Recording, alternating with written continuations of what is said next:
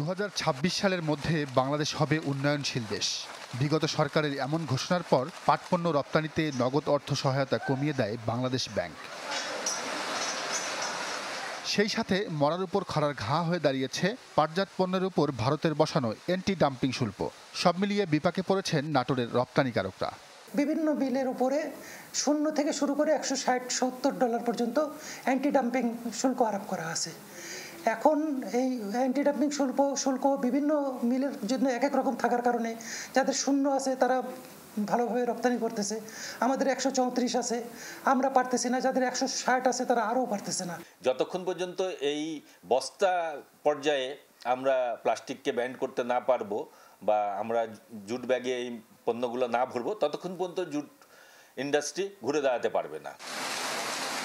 জেলায় বেসরকারিভাবে প্রতিষ্ঠিত দুটি জুট মিলে উৎপাদন হয় পাটের বস্তা, সুতা, চটসহ নানান পণ্য, যার সিংহভাগই রপ্তানি হয় ভারতে।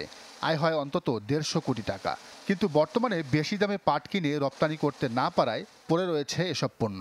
আমাদের মূলত কাঁচা পাটটা তোমার ভারত, পাকিস্তান, নেপাল এসব দেশে রপ্তানি করে থাকি। যখন পাটটা আপনার বিদেশে রপ্তানি বন্ধ হয়ে যাবে, হয়তো সেখন মার্কেটটা পড়ে যাবে, সেখন মার্কেটটা পড়ে গেলে কৃষক আবাদ করার থেকে আগ্রহটা হারায় ফেলায় দেবে।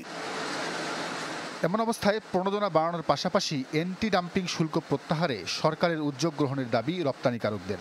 আশা করি যে এ ব্যাপারে বাংলাদেশ সরকার আশু পদক্ষেপ গ্রহণ করবে এবং এই সমস্যা নিরসন করে বাংলাদেশের পাট শিল্পকে রক্ষা করবে এবং পাট চাষিদেরকে রক্ষা করবে। এমন অবস্থা চলতে থাকলে পাট চাষ কমতে পারে বলে আশঙ্কা কৃষি কর্মকর্তার।